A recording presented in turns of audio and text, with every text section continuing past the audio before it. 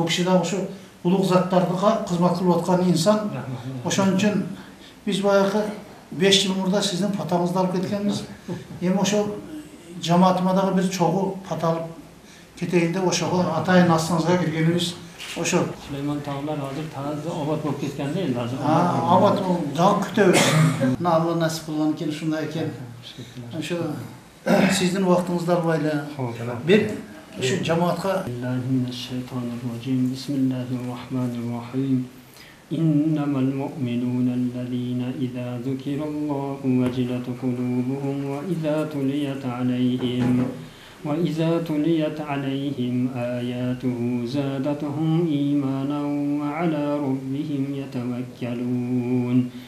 الذين يقيمون الصلاة ومما رزقناهم ينفقون أولئك هم المؤمنون حقا لهم درجات عند ربهم ومغفرة ورزق كريم سبحان ربك رب العزة عما يصفون وسلام على المرسلين والحمد لله رب العالمين اللهم تقبل منا إنك أنت السميع العليم اللهم بلغ صواب ما قرأناه ونور ما تلوناه بعد القبول منا هدية واصلة إلى روح نبينا محمد صلى الله عليه وسلم وإلى روح جميع أنبيائك ورسلك وعلمائك وصلحائك وأوليائك وإلى روح جميع أهل طاعتك أجمعين صوب سمري ختم تلاوة القرآن بخشيد قلبك جميع وتكنلر Şu serzaminda o'tgan Imom Buxoriy bobomizning ruhlariga amin deb qo'l ko'targan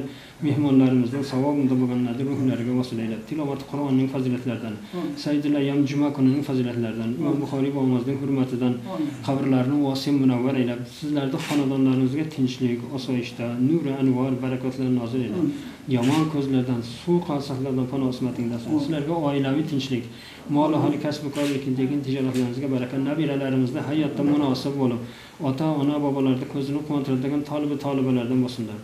Imom Buxoriy bobomizni yonida turib, ojizona duoga qo'l ko'tarib, duolarimizni ijobat qilgan. Sizlarning safarlaringiz xayrli, barakali, ibratli safarlardan bo'lib, solimin, g'oliblardan bo'lib, vatanga, ahli oilaga eson-omon yetib olinglar, safarlar bexatar bo'lsin. Rahmat, Allah razı olsun. Allah razı olsun. Bitta solib olsin, avvalgi qilmaydi. Hayır, eşke çıkanlarına.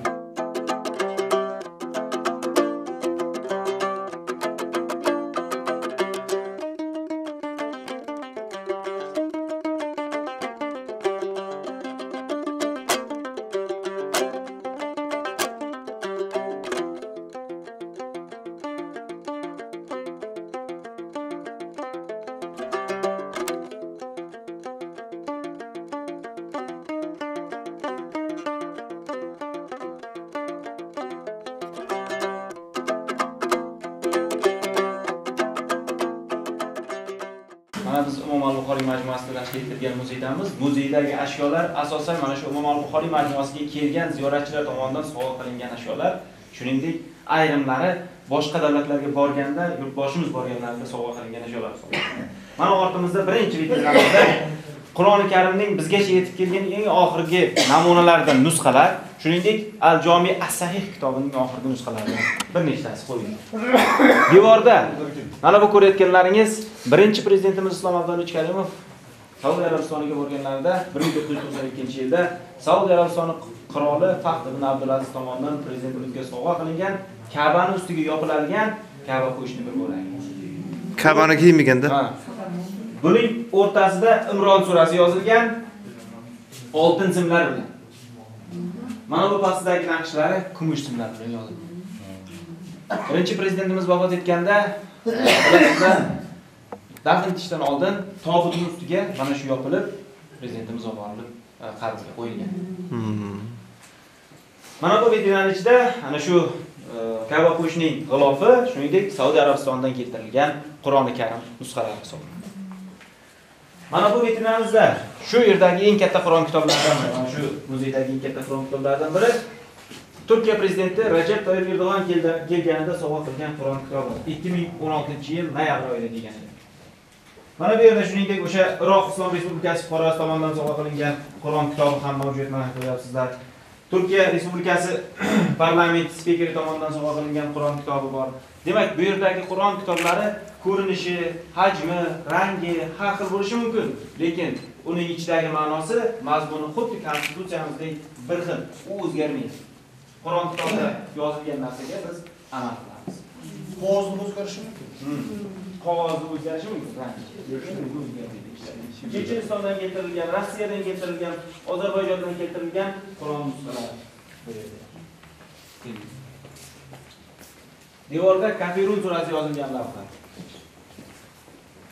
Mana bu vitrinamizda Qur'oni Karimning Jazoir Respublikasidan sovg'a qilingan nusxasi, shuningdek Imom al-Buxoriyning Al-Jami as-Sahih kitobining oxirgi nashrlari, shuningdek Imom al-Buxoriy to'g'risidagi kitoblarning oxirgi nusxalari shu yerga qo'yilgan. Mana bu ko'rayotganlaringiz Ka'ba eshigi. Ka'ba eshigining nusxasi. Bilasizlar, Ka'ba eshigi yilda bir marta ochiladi. Haqiqiy Ka'ba eshigi 256 kilogramm haqiqiy oltindan ekan. Mana bu yerda ko'rayotganlaringiz Qur'oni Karimning Malayziyadan keltirilgan, Singapurdan keltirilgan nusxalari, shuningdek Iordaniya, Pokiston respublikalaridan keltirilgan o'sha ziyoratchilar tomonidan sovg'a qilingan suvenirlar. Mana bu yerda ham Toshkentlik, shuningdek Qozog'istonlik vatandoshlarimiz tomonidan sovg'a qilingan Qur'oni Karim nusxalari. Mana bu ko'rayotganlaringiz payg'ambarimiz tomonidan taqib yurilgan uzukning ustki ko'rinishi. Payg'ambarimizning uzugini ustiga Muhammad rasuli o'zi yozilgan ekan. Doim mana shu uzukni qo'yib qo'yganda nimani qo'yib ketavergan ekan. Shakagidagi surat. Yozuv shu. Rasul Muhammad, Alloh rasul. Mana bu vitrinada Iron Islom Respublikasidan keltirilgan, sovg'a qilingan Qur'on nusxalari. Mana bu devorda O'zbekiston Respublikasi Futbol Federatsiyasi tomonidan sovg'a qilingan Alloh yozuvli lavha. Mana bu yerda ham Iron, Rossiya, shuningdek Andijonlik yurtdoshlarimizdan sovg'a qilingan Qur'on nusxalari. Devorda Pokiston narkotik va ichki ishlar vazirligi elchisi kelib sovg'a qilgan gilam. Mana bu devorda yaqinda nima qilindi? Ixlos, Allohning sifati, Fotiha suralari yozilgan lavhalar. Mana bu vitrinamizda eng oxirgi sovg'alardan hisoblanadigan birinchi prezidentimizning rafiqalari Tatyana Karimova tomonidan sovg'a qilingan Islom Karimov birinchi O'zbekistonning Mustaqil O'zbekiston asoschisi nomli kitob, shuningdek Tojikiston prezidenti Emomali Rahmon tomonidan sovg'a qilingan Qur'oni Karimning tojik tilidagi nusxasi. Imonga kirib, bundan bu yoqdagi juroyimizlarga Alloh taolo shunday qildi. Allohim uchun ne tilagan tilak maqsadlarga yetkazgan bo'lsin, ey birovimiz, bola chaqanlarga imonlilik, insoflilik, intimoqlilik, ikki dunyo baxtlilik sanat. Ziyoratlar qabul bo'lsin.